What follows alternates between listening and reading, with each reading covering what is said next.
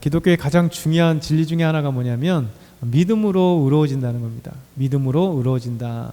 그러니까 행위로는 의롭지 못하다. 율법을 지킴으로는 의롭지 못하다라는 것이 기독교의 진리의 가장 중요한 것입니다.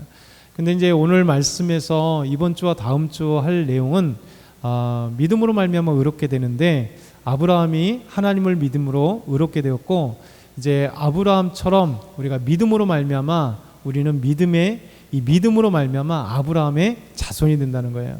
그래서 아브라함의 자손이 되는 것은 곧 언약의 후손이 되는 것이고, 또 이 영적으로 유대인이 된다는 것입니다. 그래서 하나님께서 이 성경 말씀, 오래도록 하나님 택하신 이 하나님의 백성들에게 주신 하나님의 말씀이 이방인인 우리에게도 믿음으로 말미암아 의롭게 된 우리에게 동일하게 적용이 된다는 거예요. 그래서 하나님의 말씀이 이 유대인에게 주어진 말씀이었지만 이제 온 믿음의 사람들이 함께 공유할 수 있는 하나님의 말씀이 되었다. 이게 이제 이번 주와 다음 주의 요약입니다. 오늘은 이제 하나님을 믿을 때 의롭게 된다는 사실을 우리가 오늘 본문과 여러 성경을 통해서 간단하게 생각해 보려고 해요. 오늘 3장 6절 다시 한번 읽어보겠습니다. 시작. 아브라함이 하나님을 믿음에 그것을 그에게 의로 정하셨다함과 같으니라. 아멘. 아브라함이 하나님을 믿음에, 그것이 그에게 의로 정하셨다 함과 같으다. 그러니까 아브라함도 하나님을 믿었을 때 의롭게 되었다라는 것입니다. 이렇게 이 말씀은 창세기 15장의 말씀을 바탕으로 하고 있어요. 창세기 15장은 그 앞장이 뭐냐면 조카 롯이 잡혀갑니다. 그의 가정이 잡혀갔을 때 아브라함이 316명 자기 집에서 기르는 사병을 데리고 가서 이제 그돌라오멜 그 연합군과 싸우고 조카 롯 가정을 구해 출해 와요. 그리고 살레망을 멜기세덱을 딱 만나고 그에게 11조를 드리고 그에게 축복을 받는 이 말씀이 14장에 있고, 바로 이후에 15장에 보게 되면 하나님께서 아브라함에게 말씀하시는 내용입니다. 말씀 보면 이렇게 말씀하세요. 아브라함아 두려워하지 말라. 나는 내 방패요 너의 지극히 큰 상급이라. 우리가 다음 주까지 말씀이 연결될 때 아까 서두에서 말씀드렸던 그 중심이 뭐냐면, 믿음으로 말미암아 우리가 필질적으로는 혈육적으로는 유대인이 아니지만 우리가 믿음으로 말미암아 아브라함의 자손이 된다는 거예요. 그러니까 아브라함의 자손이 된다는 건 이 말씀이 성경이 우리에게 주어진 말씀인 거예요. 그래서 아브라함에게 주어진 이 말씀이 저와 여러분에게도 4,000년의 간격을 뛰어넘어서 우리에게 주시는 말씀과 동일한 거죠. 하나님께서 아브라함에게 두려워하지 말라 말씀하신 것처럼 우리에게도 삶 가운데 두려워할 때 두려워하지 말라. 나는 내 방패가 된다. 내 지극히 큰 상급이다. 하나님이 우리에게 말씀하세요. 그래서 말씀 묵상하면서 하나님께서 우리가 어렵고 힘들고 두려울 때 두려워하지 말라 하셨지. 왜냐하면 다른 게 아니라 하나님이 우리의 방패가 되어주신다는 거예요. 좀 막아주신다는 거죠. 그리고 하나님만이 우리의 지극히 큰 상급이 된다는 거죠. 그러면서 여호와 하나님께서 아브라함에게 계속 말씀합니다. 아브라함이 주 여호와여 무엇을 내게 주시렵니까? 저는 자식이 없습니다. 저희 자식은 이제 하나님이 약속하신 것 이루어주지 않기 때문에 그냥 집에 있는 이 사람 다메섹 사람 엘리에셀이 저의 이 기업을 물을 사람이 될 겁니다. 그렇죠? 그랬더니 하나님께서 아브라함에게 말씀하세요. 주께서 내게 집을 내 상속가 됐다. 그러니까 다음 장 보면 여호와 말씀에 그 사람이 내 상속자가 아니다는 거예요. 내 몸에서 태어날 자가 상속자가 될 것이다 말씀하세요. 그러면서 아브라함을 밖으로 이끌고 나가면서 딱 하늘을 보여주시죠. 그래서 하늘을 우러러 무뼈를 셀 수 있는 보라. 또 그에게 이르시되 내 자손이 이와 같으리라. 자, 얼마나 멋진 말씀이세요. 그래서 이 말씀 다음에 이 놀라운 말씀, 어떻게 보면 정말 꿈 같은 말씀이잖아요. 하나님이 나타나는 것도 꿈 같은데 말씀하실 때 두려워하지 말라라. 내가 너의 방패가 되고 너의 큰 상급이 될 거다. 제가 하나님이 약속해 주셨잖아요. 근데 왜 씨를 안 주세요? 그러니까 제 집에 있는 이 다메섹 사람 엘리에셀이 저희 기업을 물을 사람이 될 겁니다. 아니야. 내 몸에서 태어날 자가 너의 기업 물을 자가 될 거야 하면서 그를 데리고 가서 이렇게 하늘을 보여주면서 우리 하나님은 저와 여러분에게도 동일하시죠.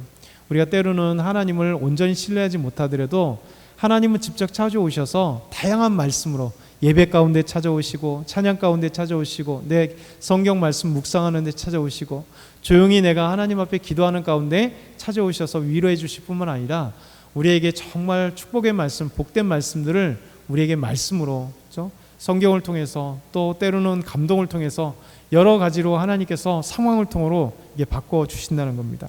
그랬을 때 아브라함은 하나님에 이끌려 이 하늘의 무뼈를 보라고 말씀하시며 자손을 그렇게 주겠다 했을 때 지금까지 사실 하나님 들어주시지 않았잖아요. 그런데 그 다음 장 보면 6절에 이렇게 말씀합니다. 같이 읽겠습니다. 아브라함이 여호와를 믿으니 여호와께서 이를 그의 의로 여기시고, 이 말씀이 오늘 말씀이에요. 그렇죠? 아브라함이 하나님께서 이렇게 말씀하신 바 이 말씀을 믿었다는 거예요. 하나님이 이 말씀을 믿은 아브라함에게 이제 너는 의로워 이렇게 얘기했다는 거예요. 잘 보게 되면 아브라함이 어떤 행동을 한 것도 아닙니다. 그렇죠? 하나님께 뭐 엄청난 헌금을 드린 것도 아니고 뭐 하나님께서 나가서 전쟁에 싸우라 할 때 그냥 강력하게 싸운 것도 아니고 어떤 뭐 큰 일들을 네가 감당해 그런 것도 아니에요. 하나님의 약속을 믿고 하나님이 말씀하신 바 그 말씀을 믿음으로 하나님이 그를 의롭다 여기셨다, 이 얘기예요.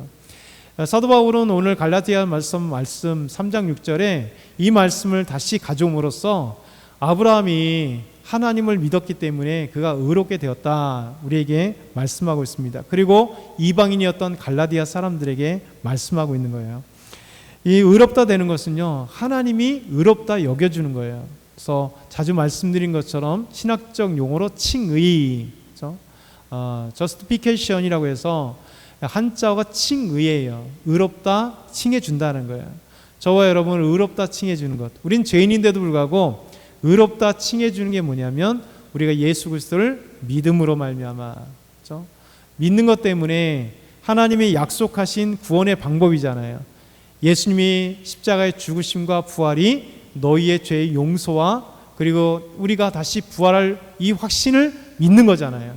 그러니까 믿음으로 말미암아 이제 우리는 죄 용서받고, 죄 용서받은 우리가 하나님 오실 때 너는 예수님 때문에, 예수를 믿었기 때문에 의로운 사람이야, 이렇게 말씀해 주고 계시는 거죠. 그러면 우리가 행위로서 곧 율법으로서 우리가 의롭게 될 수 없는 이유는 뭐냐면 율법은 하나님 말씀입니다. 그렇죠? 그렇기 때문에 율법은 의로워요. 근데 문제는 뭐냐면 믿음의 사람들에게 주어진 이 율법은 우리의 행위잖아요. 그리고 법이에요. 그러면 모든 인간들은 이 율법, 별거 긴 말씀은 316가지밖에 안 되지만 이 말씀을 온전히 100% 지켜야지만이 저 하나님의 기준에 통과하는 거예요. 근데 죄인인 우리는요, 아무리 노력해도 하나님을 믿어도 연약하기 때문에 하나님이 주신 작지만 이 율법을 완벽하게 지키는 사람이 하나도 없다는 거예요. 행위로는 지킬지 모르겠으나 그 마음까지 온전해서 율법의 말씀을 지키는 사람 아무도 없는 거예요. 그래서 율법을 통해서 의로워지는 게 아니라 율법은 하나님의 말씀에 의로워진 자가 말씀에 순종함으로 하나님이 기뻐하시는 삶을 살도록 주어진 말씀, 법인 거죠. 그래서 죄를 분별할 수 있는 율법은 또 하나의 기능은 이 기준이잖아요. 법이잖아요. 그러니까 이 법은 잘잘못을 알게 하는 거죠.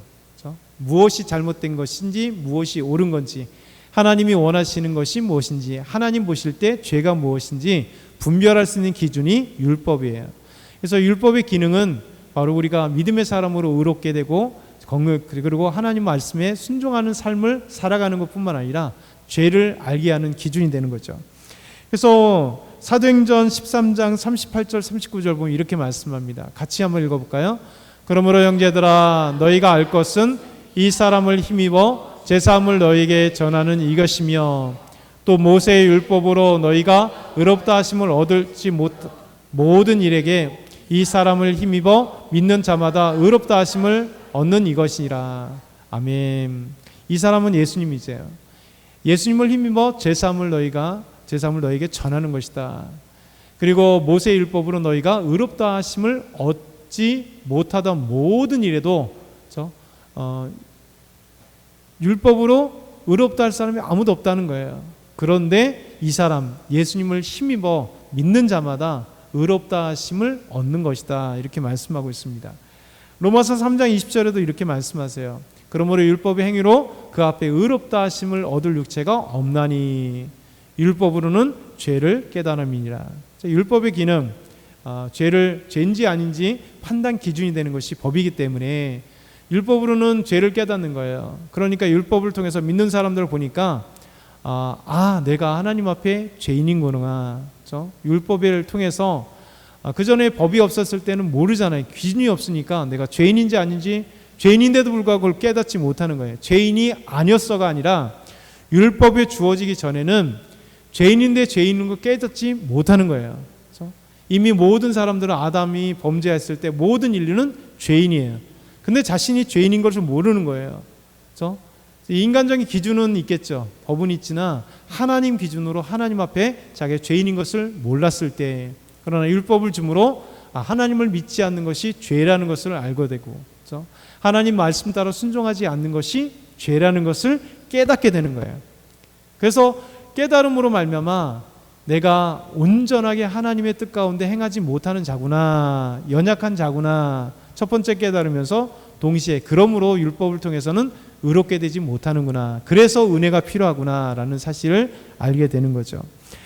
갈라디아서 2장 16절에도 이렇게 말씀하세요. 사람이 의롭게 되는 것은 율법의 행위로 말미암이 아니요 오직 예수 그리스도를 믿음으로 말미암은 줄을 알므로 우리도 그리스도 예수를 믿나니 이는 우리가 율법의 행위로서가 아니고 그리스도를 믿음으로써 의롭다함을 얻으려 함이라. 율법의 행위로서는 의롭다함을 얻을 육체가 없느니라, 이렇게 말씀하고 있어요. 그래서 성경의 진리는요, 우리에게 간단하게 심플하게 말씀하세요. 예수 그리스도를 믿는 것이 바로 의이다. 예수님을 통해서 우리는 하나님께서 죄인인데도 불구하고 의롭다 인정해주고 너는 의인이야, 퍼펙트하다는 게 아니에요. 예수를 믿음으로 말미암아 나의 자녀가 되었어. 너는 연약하지만 내가 너를 의롭다 인정해 주는 거야. 너는 죄 용서 받았어. 이렇게 말씀하시는 거죠. 그래서 이제 오늘은 믿음으로 말미암아 의롭다 하심을 성경을 통해 우리에게 보여주는 것. 이제 다음 주에는 그래서 우리가 아브라함의 자녀가 되고 아브라함이 주신 놀라운 복들을 우리가 누릴 수 있다는 사실을 다시 한번 말씀을 통해서 보려고 합니다. 그래서 우리가 오늘도 말씀 따라 순종하면서 하나님 기뻐하시는 저와 여러분 다 되길 소망합니다.